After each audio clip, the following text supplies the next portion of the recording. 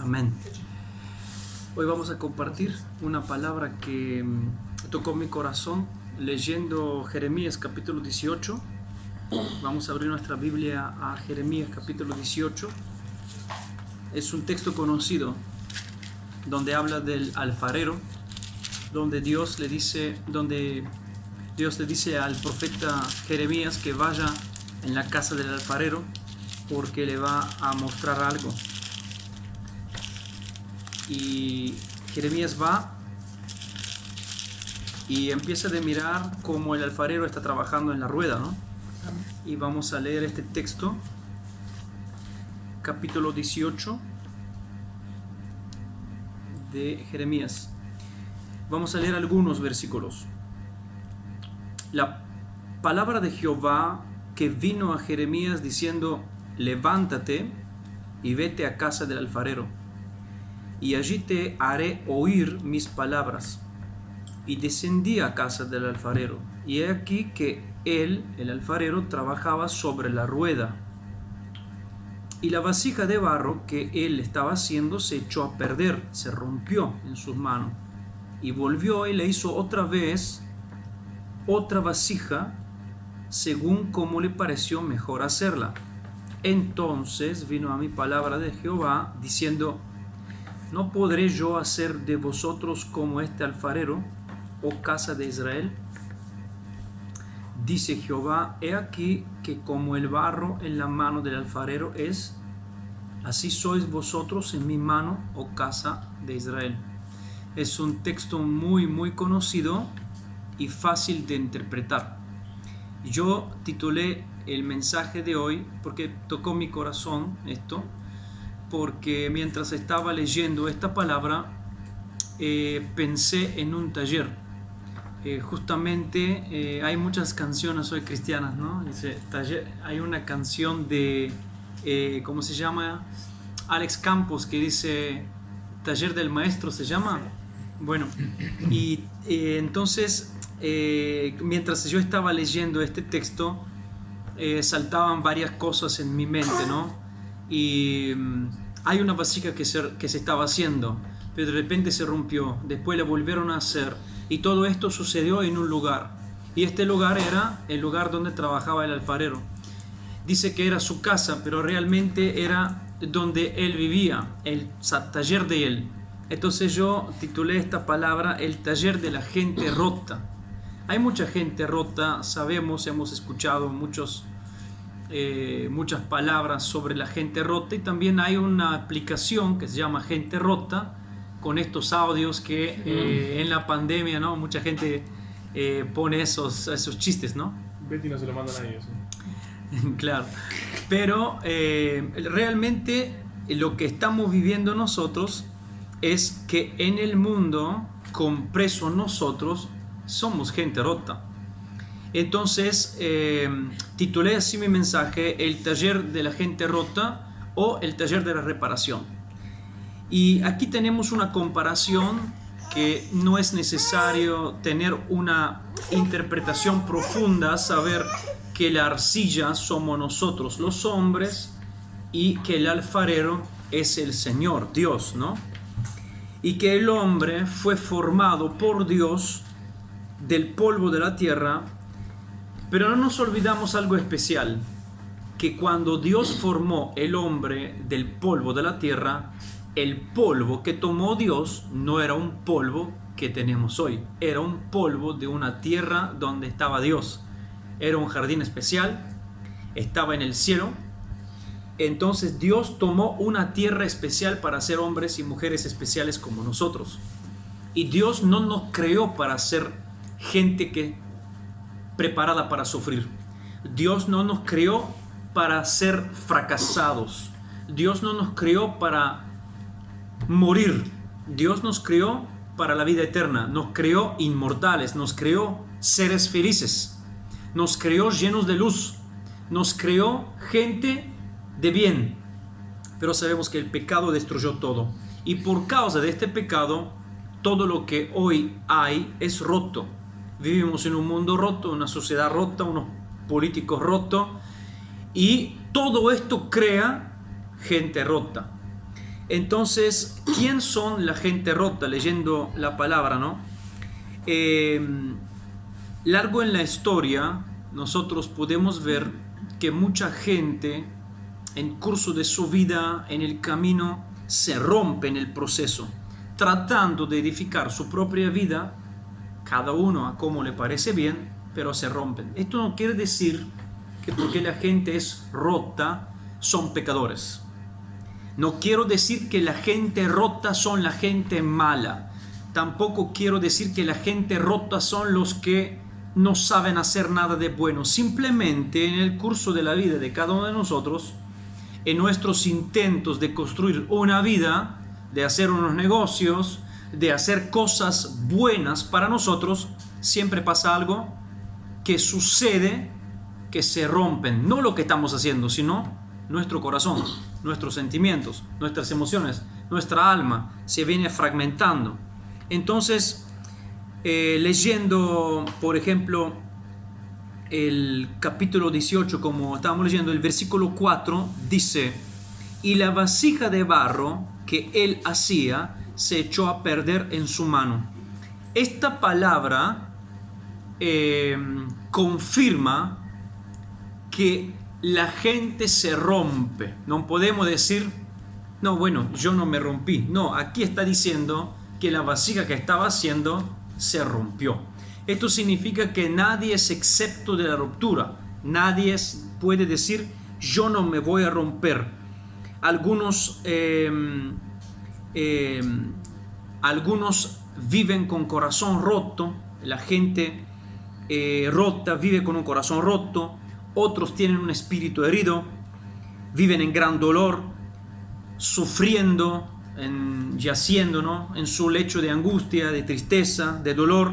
Y esto no importa qué raza sos y qué posición económica tenés. Puedes ser pobre, puedes ser rico. Siempre algo en la vida podría haber provocado una ruptura, ¿no? Entonces, aunque vos intentás mucho para hacer algo en tu vida, siempre algo puede llegar a romperte. Y esto es justamente lo que estamos leyendo, que la vasija que se estaba haciendo, ¡tac!, se rompió. Nadie puede decir, yo no me voy a romper.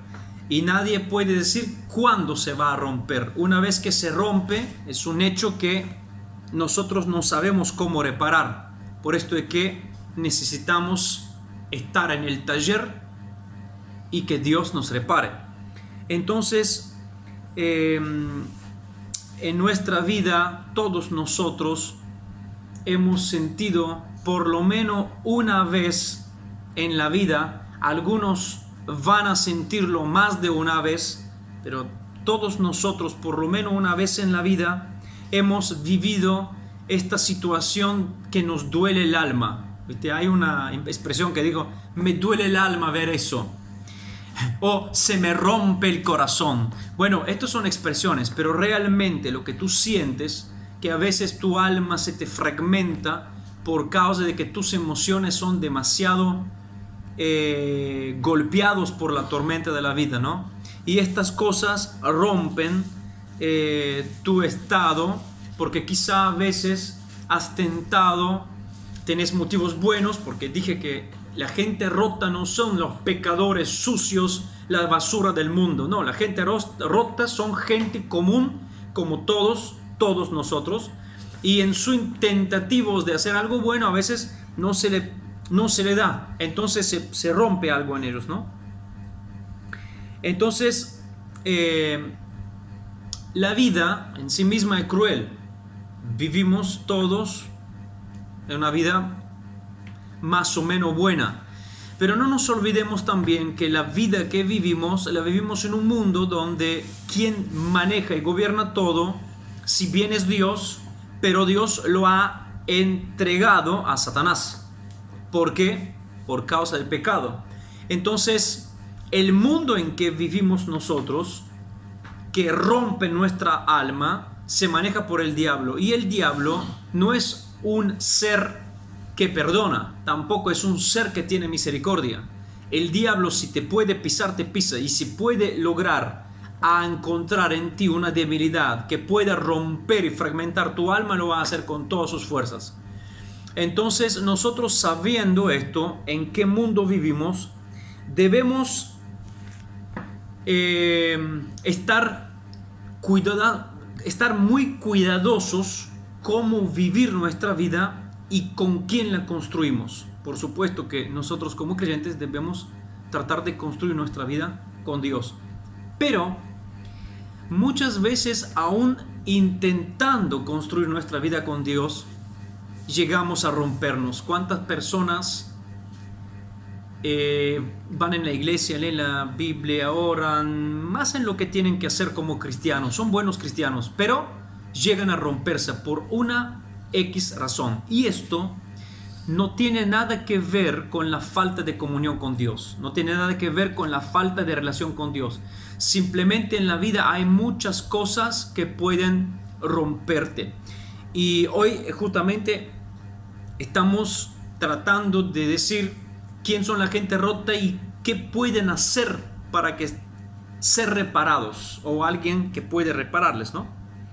Entonces, ¿por qué se rompe la gente? Hay gente que se rompe por la cruz de su vida. Usted sabe que cada uno tiene una cruz. ¿Qué cruz te tocó? Cuando decimos, bueno, a mí me tocó esta vida, es como decíamos antes, ¿no? Me tocó ser enfermo de eso y no lo acepto.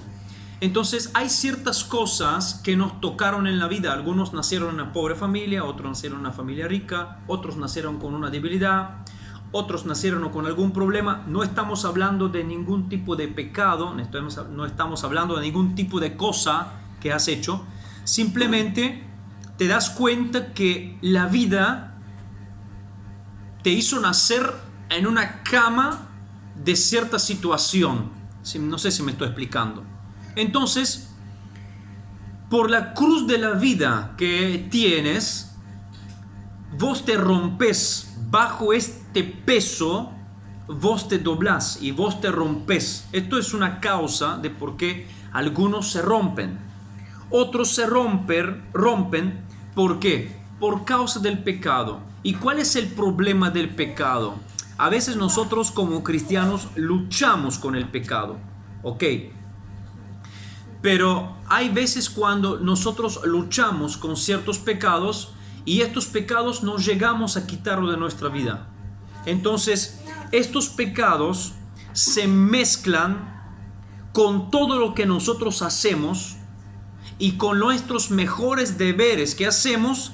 Los pecados se mezclan con lo que estamos haciendo y nos hacen cortocircuito, nos hacen romper.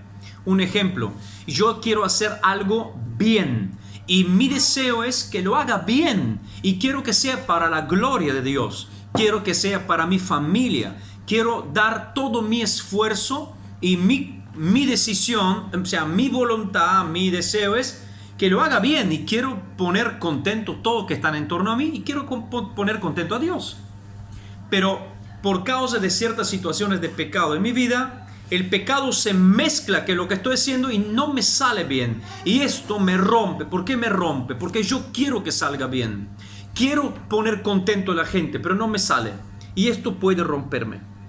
Y hay otra parte y hay otra causa de por qué la gente se rompe en la vida. Y esto pasa especialmente con los creyentes, cuando Dios cubre su rostro. Hay momentos cuando tú grites al Señor, hay momentos cuando tú buscas al Señor, hay momentos cuando tú oras a Dios y tienes toda la fe en el mundo, cuando tú crees realmente que estás cerca a Dios y estás seguro que vas a recibir lo que Dios te ha prometido, y de repente sucede que lo que estás orando se lo lleva el viento. Es como decir, Dios cubrió su cara de ti. Justo como lo que dice Lamentaciones capítulo 3, versículo 8 y 9 y versículo 44. Aun cuando clamé y di voces, cerró los oídos a mi oración. Cercó mis caminos con piedra tajada, torció mis senderos, dice. Te cubriste de nube para que no pasase nuestra oración. O sea, vos te das cuenta que son cosas feas que a nadie le gusta cuando tú estás orando y sientes que hay una densa nube que tu oración no pasa. Como que vos te estás dando cuenta que Dios cubrió su cara por una cierta razón. Y esto es algo que te rompe, porque vos sos hijo del Padre y lo buscas, pero pasó algo que Él no esconde su cara. ¿Cuál es la razón? Tú no la sabes. Justamente porque no sabes cuál es la razón, eso te rompe. Así como un padre puede ser con corazón roto porque el hijo lo odia y el padre hizo todo lo posible para el hijo y no entiende por qué el hijo lo odia. Lo mismo puede pasar la viceversa, ¿no? Y con los seres humanos somos así. Fácil nos rompemos. Y así como la vasija está en la rueda y da vuelta, yo veo esta rueda como la rueda de la vida. A veces Dios te pone en la rueda y quiere moldearte, y entonces la rueda se da vuelta, y a veces el mundo sobre el cual estás se da vuelta tan rápido que te da vuelta la cabeza y tú no puedes ubicarte en el lugar donde no te encuentras tu lugar. Entonces eso te rompe. Pero hay una buena noticia aquí, que cuando te rompes te hacen de vuelta, ¿no? Hay casos en la Biblia, yo tomé 2 casos en la Biblia que me gustaron, de gente rota, 2 casos gente que se rompió. El primero es el hijo pródigo. El hijo pródigo es el hijo más yo digo que el hijo pródigo llegó de ser el hijo más amado y deseado de todos los cristianos, porque el hijo pródigo fue uno de los sermones más predicados que se han predicado, y de tan pródigo que era que inventó ser el más amado y más apreciado. Bueno, ese chico, yo hoy leyendo la palabra del hijo pródigo, quise verlo de otra óptica, porque siempre le damos con un caño a ese hijo. Cada vez que leemos la Biblia tratamos de asumillarlo, paragonarlo, asemejarlo. Leemos el hijo pródigo y lo queremos asemejar a nuestro más grande hijo, al primo, al tío, al padre, al hermano de la iglesia, el fulano que entró jueves, me parecía así. O sea, tratamos siempre de ver el hijo pródigo en alguien en torno. ¿Y qué tal si el hijo pródigo eres tú, pero no te estás dando cuenta?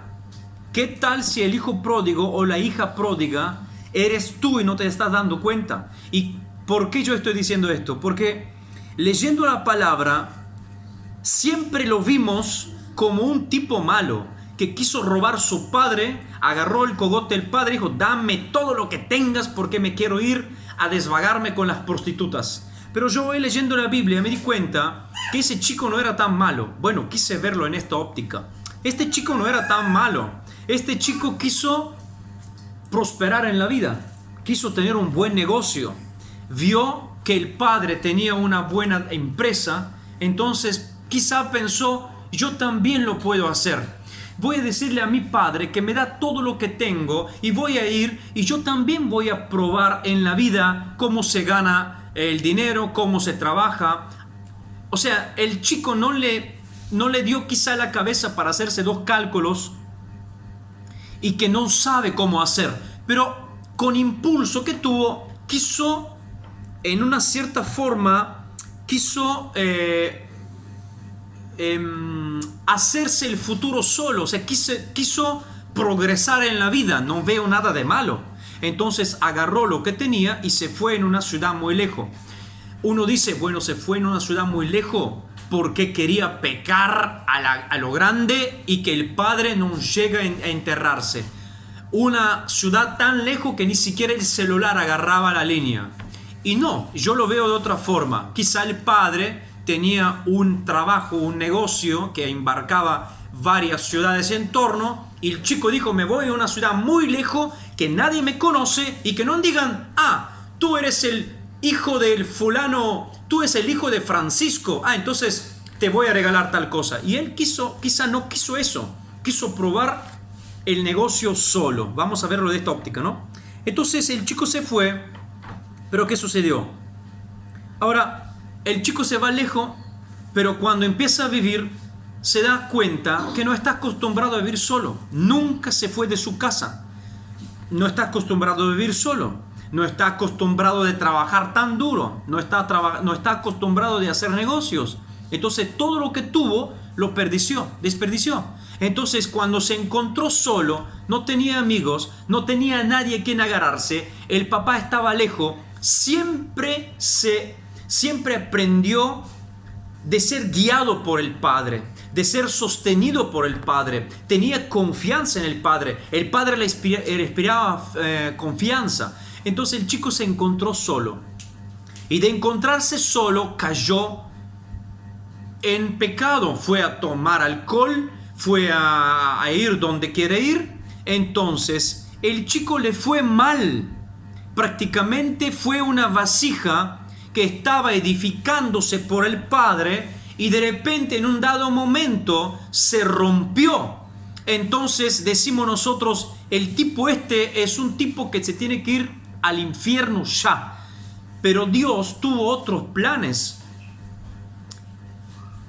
Esa vasija rota que representa el hijo pródigo supo volver al padre, porque sabía que el padre era su guía, era su confianza. Y lo mismo es nuestra vida. Nosotros no somos acostumbrados de vivir sin Dios. Nosotros no somos acostumbrados de pensar por nosotros mismos. No somos acostumbrados de tomar decisiones solos. Nosotros dependemos de Dios. Y aunque te parezca que no, vos dependés de Dios. ¿Por qué? Porque cada vez que quieres tomar una decisión, siempre Dios está en tu corazón. Tú, aunque no oras mucho, pero siempre hay una cosa en tu corazón que quieres preguntarlo, ¿qué le piensa Él? Quizá no pasas mucho tiempo en oración, pero siempre buscas su guía. No estás acostumbrado a vivir solo. Y a veces cuando te largas para hacer por cuenta tuya las cosas, es fácil fracasar. Es fácil perderse. Entonces te rompes. Y vos decís, bueno, ya está. No, no está. Porque siempre hay una forma de reconstruirte. Y mire lo bueno que es. Dice que la vasija se rompió, pero el alfarero es hábil. No es cualquier tipo, es hábil. El alfarero no era argentino. No es chiste. El alfarero era argentino, o sea que sabía de hacer de todo. Entonces, se rompió la vasija y la volvió a hacer como le gustaba a él. Cuando volvió el hijo pródigo al padre, recibió más honores de lo que tenía antes y se mostró que él ha amado más que él pensaba que era amado. El segundo caso que me viene a mí en mente es Pedro. Pedro era un tipo que amaba mucho al Señor. Pedro era usado por Dios. ¿Y tú me dices que no amaba al Señor? No, él amaba al Señor con todo su corazón. Cada vez que tenían que hacer algo, Pedro era el primero. Pedro seguía a Dios a la letra. Pedro estaba con Jesús, era su sombra. Pedro estaba el vocero de los 12. Pedro era el jefe de los 13. Pedro era el máximo de todos. Pedro era el hombre que siempre mostró de tener más fe y más amor por el Señor. Pero en un dado momento de su vida, en una debilidad X que él no conocía, se encontró en un momento feo, duro, así como nos podemos encontrar muchos de nosotros, y cayó. Pedro estaba preocupado, estaba en miedo, estaba en dudas, algo que puede pasar a nosotros. La debilidad la tenemos todos, cada uno tiene su debilidad. Algunos enfermedad, otro crisis, otro miedo, otro cualquier tipo de cosa. Entonces tú puedes leer la palabra y orar y ayunar y ser fuerte, pero en un dado momento tú puedes mostrar que amas a Jesús. Puedes ser el mejor cristiano del mundo. Puede ser que la Biblia se te pegó a la piel por tenerla tanto siempre contigo.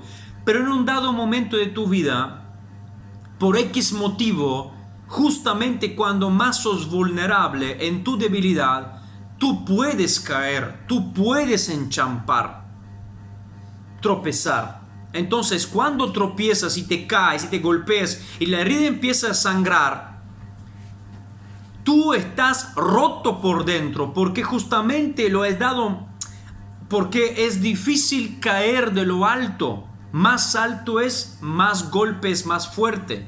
Entonces Pedro cayó, Pedro se sintió mal, Pedro se rompió. Y déjenme pasar esta expresión.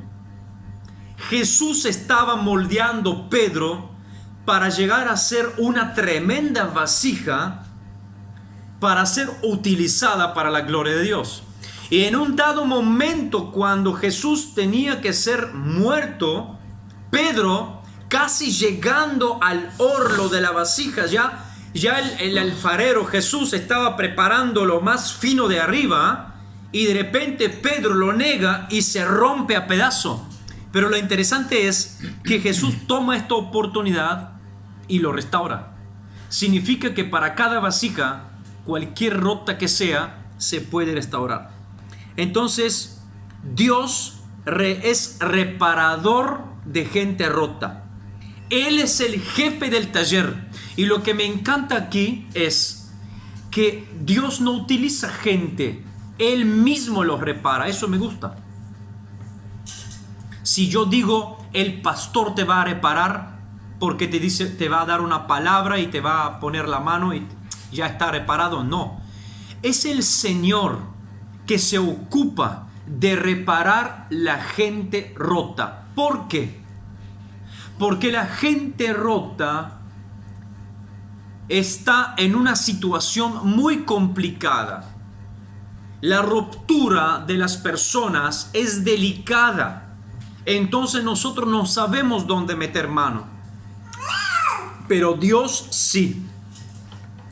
Nosotros todos en la vida hemos pasado por una ruptura. Y ahora vamos a decir cómo Dios restaura, cómo Dios usa su restauración, cómo Dios repara la gente. Yo escogí dos tipos de reparaciones. Primero es cuando Dios, préstenme atención, esto es importante. Hay dos tipos de reparaciones. La primera reparación es cuando Dios restaura y repara. Y la segunda reparación es cuando Dios renueva por completo. ¿Cuál es la diferencia? Que la reparación y la restauración es cuando un cuadro se rompe, cuando un cuadro se gasta con el tiempo y lo das a un pintor especial y él los restaura. Cuando es una reparación, cuando está roto algo, tipo cuando se rompe una rueda, un inflable, y vos tenés que ir y ponerle un parche. Dios puede poner parches. Esto es una reparación y una restauración. Ahora, Dios es experto en el arte de recomponer todo. Ahora voy a leerle algo interesante, ¿no? Los japoneses, hay unos japoneses que utilizan un término un poco difícil de pronunciar, kintsukuroi, al cual se refiere al arte, el arte de recomponer todo, la parte rota, ¿no?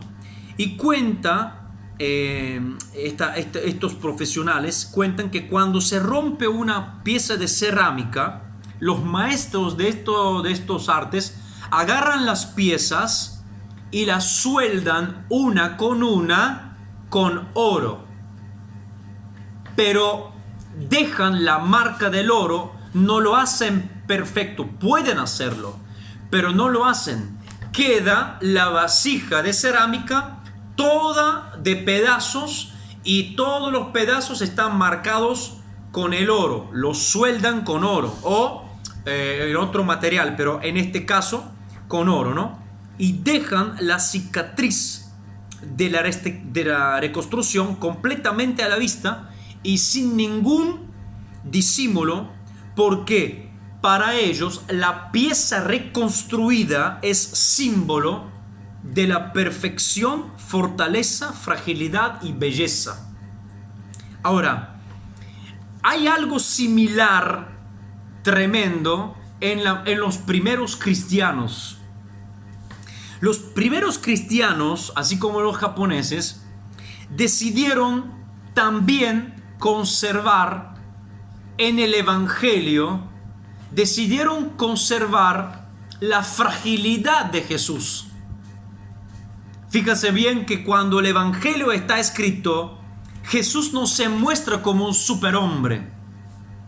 Jesús lloró, Jesús tuvo hambre, Jesús tuvo sed, Jesús gritó, Jesús oró, Jesús ayunó. O sea, que los evangelistas no quisieron ocultar para nada todas las rupturas, todas las traiciones, todas las debilidades que Jesús, las heridas que le provocaron la gente, de que Jesús tenía que soportar y que lo acompañaron durante toda su vida.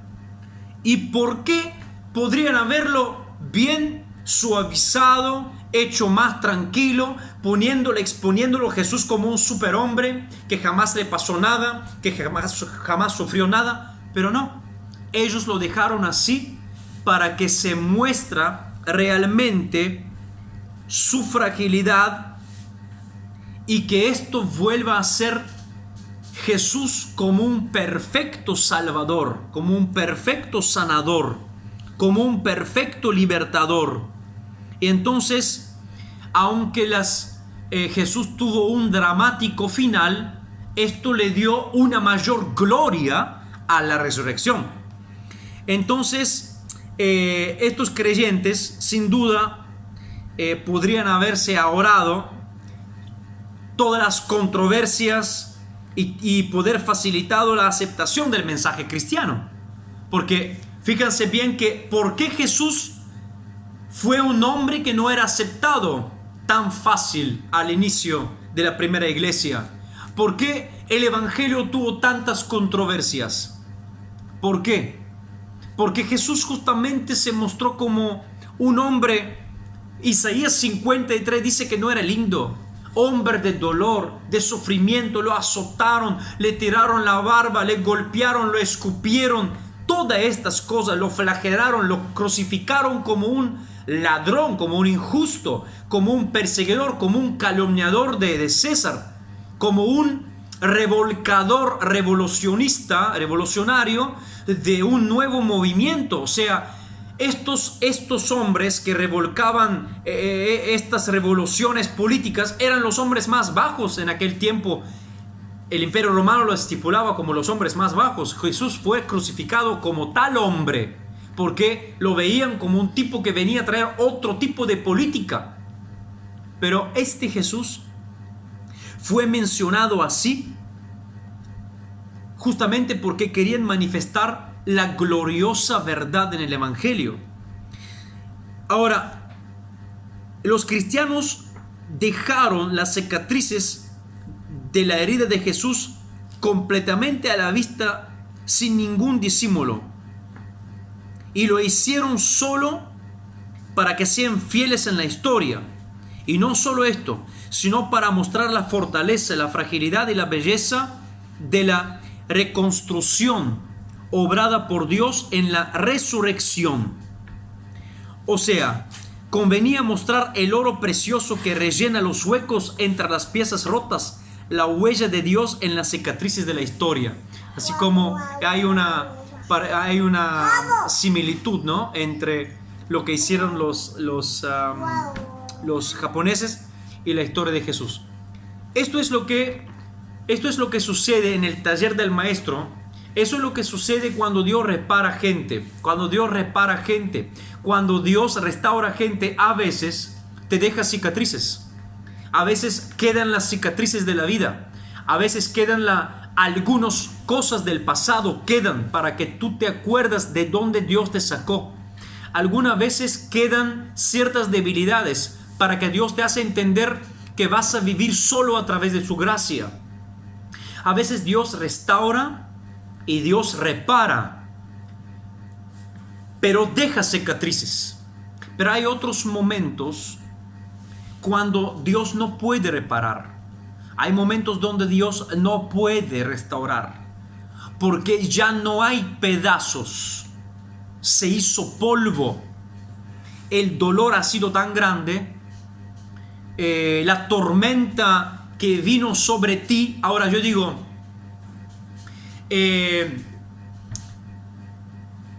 las vicisitudes de la vida y las tormentas de la vida en algunos le hicieron volar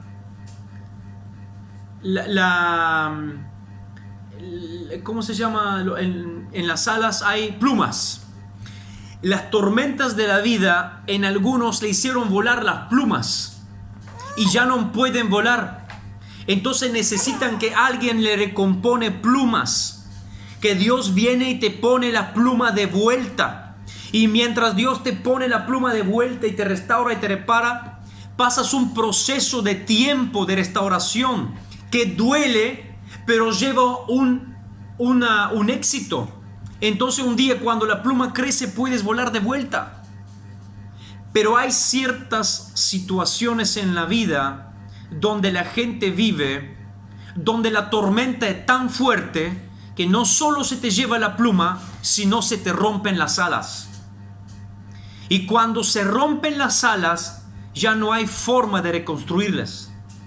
Cuando el dolor es tan fuerte de que tú no aguantas más, donde tú sientes que tu alma está fragmentada, donde tu corazón está roto, allí es donde Dios viene y debe reparar y renovar. Allí es donde Dios renueva. Entonces, Dios renueva por completo. Dios, ¿cómo nos renueva a nosotros? A veces no hay forma de reparar ciertas cosas, pero Dios puede renovarnos porque Él tiene la capacidad, tiene el poder, tiene la fuerza. Lo único que necesitamos nosotros es confiar en Él. A veces nosotros no vamos al taller de Dios para recibir una renovación porque no confiamos que Él puede hacerlo. Pero si hoy nosotros estamos en esta situación, debemos confiar que Dios no solamente es un maestro, un alfarero, Dios es un padre lleno de amor, y su amor es lo que reconstruye. El amor de Dios es el que repara, el amor de Dios es lo que renueva la gente. Porque, como dijimos, hay veces donde nuestra vida no hay mucho para hacer, entonces se necesita una renovación completa. Y no es Dios quien rompe a pedazos, sino que somos nosotros que no hemos rompido a pedazos. Y no siempre debemos vivir una vida mala y pecaminosa que nos hemos roto, sino que podemos rompernos en cualquier situación. Entonces, en este caso, Dios quiere renovarnos por completo. Y aquí hay una revelación de que Dios renueva y restaura a cualquiera. No hay malo o bueno, no hay rico o pobre. Cada uno puede recibir una restauración. Y Dios nos ha llamado también a nosotros de ser gente de restauración. Dios nos ha llamado a nosotros también a restaurar a otras personas. Dice en Isaías 58:12: los tuyos reedificarán las ruinas antiguas. Tú levantarás los cimientos de generaciones pasadas y te llamarán reparador de brechas, restaurador de casas en ruinas. Dios nos ha llamado a nosotros también de ser gente reparadora. Así como Jesús lo dijo en Isaías capítulo 61, hablaba de que Jesús es el ungido que vino para fajar los corazones rotos. Y en el capítulo 4 de Lucas repite este mensaje diciendo que Jesús vino a reparar los corazones rotos, porque hay muchos corazones que están rotos hoy en día y Dios puede repararles. Y si nosotros por alguna razón hoy estamos rotos por dentro, o Dios por alguna razón está en este momento reparándonos, no lo tiramos para atrás. Démosle a Dios la disponibilidad de poder moldearnos así como a Él le plazca. Porque dice aquí en Jeremías 18 que el alfarero moldea la vasija así como a Él le plazca. A veces no es como a ti te plazca. Por esta razón tú estás siempre luchando con Dios. Pero cuando Dios te moldea a su propósito, no siempre te va a gustar. Pero al final de todo te vas a dar cuenta que todo lo que Dios hace para ti es bueno, pues te ama. Y su amor es lo que moldea. A veces las personas rotas, para que puedan ser trabajadas en el taller del maestro, en el taller de Dios, en la obra de Dios, se ven chispas, se ven moladoras, se ve cortafierros, se ven masas, se ven golpes, hay olor a quemado, hay gritos, hay pataleos por un tiempo, hasta que Dios termina y saca una obra maestra de lo que tú vas a hacer, de lo que tú eres. Porque Dios quiere hacerte una obra maestra, quiere usarte para su gloria y quiere que seas felices. Y a veces nosotros no queremos entrar en el taller del maestro, pero tenemos que darnos cuenta que a veces no podemos seguir así. Hay gente que tiene un auto rota y quiere ir de vacaciones y no se da cuenta que el auto está rota, y el mecánico te aconseja: mete en el taller a que se controla, y si hay algo que no va, hay que repararlo. Y cuando tú vas y ves que la chapa está media y hay que arreglarla porque si no, no pasas la BTV, y vos vas y ves el mecánico trabajando con la moledora cortando la chapa y van por acá y por allá, y vos ves el auto todo desarmado y decís: Dios mío, este es mi auto. Y el mecánico dice: calma, quédate tranquilo, vos vuelve la semana que viene. Y cuando volvés la ves pintada y dices: esto es mi auto, que me compré un auto nueva. Vos te das cuenta que a veces cuando estás en el taller de Dios, el dolor es insoportable. A veces en el taller de Dios hay muchas oraciones incontestadas. En el taller de Dios quizá la vista se te nubla, el rostro de Dios se esconde, quizá no escuchas su voz. En el taller de Dios te sentís a veces en el desierto, pero al final de todo te das cuenta que todo ha tenido un propósito y salís renovado, salís refrescado, salís. Si hay que reparar, se repara. Si hay que restaurar, se restaura. Y si hay que renovar, se renueva. Porque a veces hay gente que no puede reconstruir su vida. Debe empezar una vida nueva. Porque hay gente que puede reconstruir su vida, pero hay otra gente que no puede reconstruir su vida. Debe empezar una vida nueva. Y esto lo sabe Dios. A ti se te pide solo de llegar al taller del maestro. Y cuando llegas al taller del maestro, déjalo a él que haga su examen sobre ti. Y él sabe si hay que reparar o hay que renovar. A veces le vamos y le decimos a Dios: Señor, yo quiero que tú me das tal cosa, porque esto me sirve para que mi vida se repara. Y Dios dice: no, hijo, esto no sirve para ti. Tú no necesitas reparación.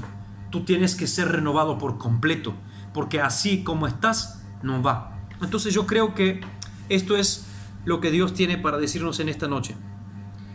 Vamos a orar juntos en este momento y vamos a pedirle a Dios que si hay algo roto en nosotros, que lo repara. Si hay algo que necesita restauración, que lo restaura. Y si hay algo que hay que renovar por completo, que lo renueva. Amén.